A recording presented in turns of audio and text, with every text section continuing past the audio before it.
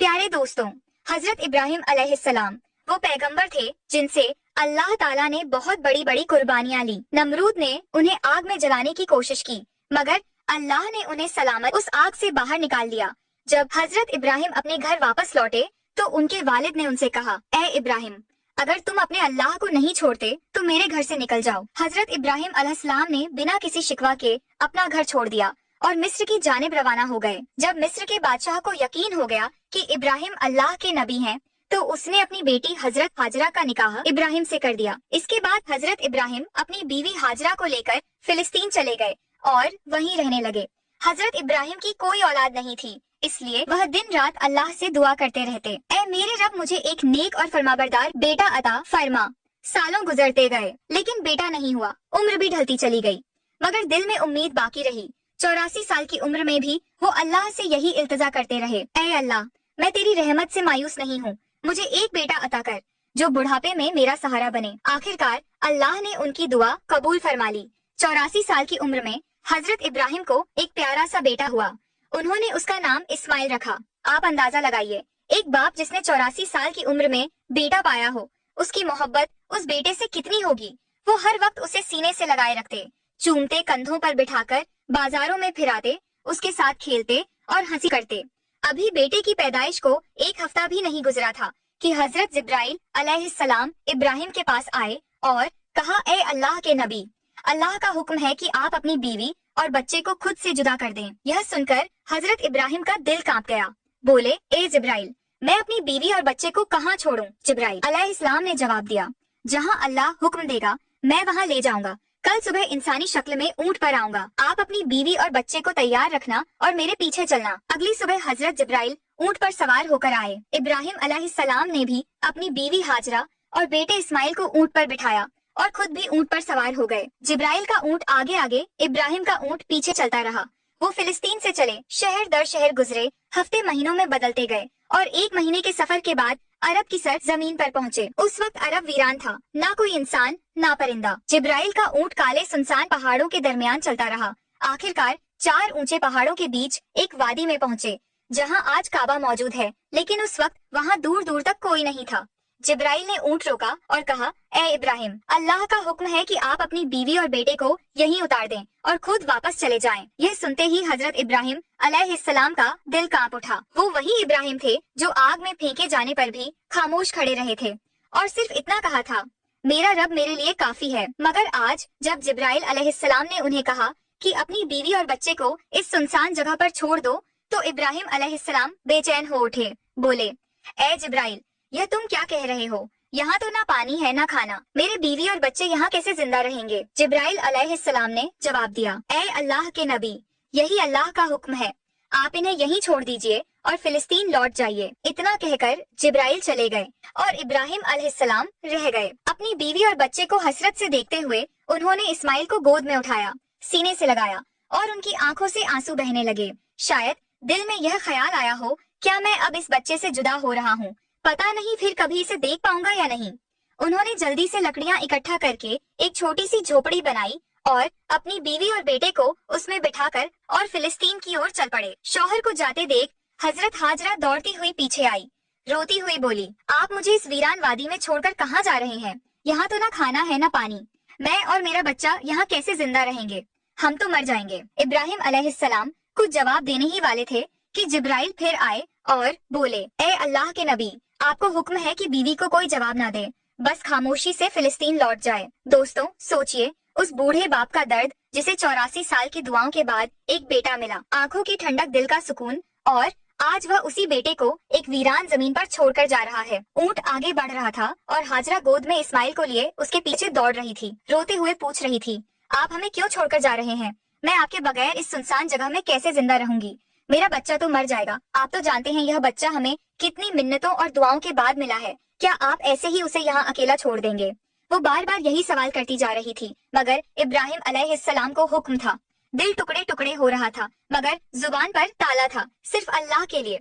हाजरा लगातार पीछे दौड़ती रही, कभी कहती, कोई तो जवाब दीजिए, इतना खामोश क्यों है? आप लगभग 9 किलोमीटर तक वो अपने शौहर के ऊंट के पीछे भागती रही, हर 2 कदम पर दिल चीर देने वाले सवाल करती रही, आखिर जब हाजरा बहुत थक गई तो उनके दिल में एक ख्याल आया, मेरे शौहर तो नबी हैं, वह कोई काम अपनी मर्जी से नहीं करते, क्या यह अल्लाह का हुक्म है कि मुझे और मेरे बच्चे को इस वीरान जगह में छोड़ दिया जाए? उन्होंने रुक कर पूछा, क्या अल्लाह ने आपको हुक्म दिया है कि मुझे और मेरे बच्चे को इस पथरीली वादी में छोड़ दिया जाए?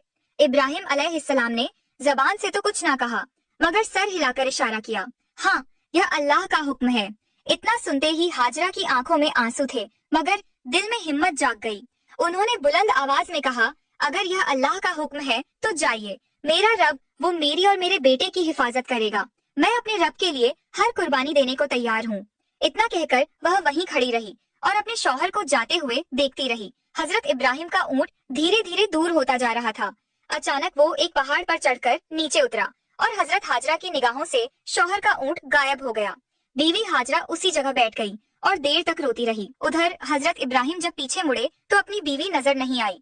दिल बेचैन हो उठा, आंखें भर आईं। उन्होंने अपने ऊंट को पहाड़ के नीचे रोका, सजदे में गिर गए और रोते हुए कहा, ऐ मेरे रब, तेरे ही हुक्म पर मैंने अपनी बीवी और बच्चे को इस बंजर और सुनसान जगह पर छोड़ दिया है।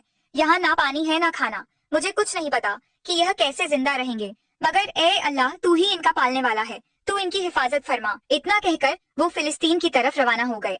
इधर बीवी हाजरा अपने नन्हे बच्चे इस्माइल को गोद में उठाकर धीरे धीरे उस झोपड़ी की तरफ बढ़ने लगी जो इब्राहिम अलैहिस्सलाम ने उनके लिए बनाई थी। हर तरफ सन्नाटा ही सन्नाटा था। बीबी हाजरा कोई आम औरत नहीं थी, मिस्र के बादशाह की बेटी, महल की शहजादी थी, मगर आज अल्लाह की तरफ से बहुत बड़ा इम्तिहान उनके सामने था।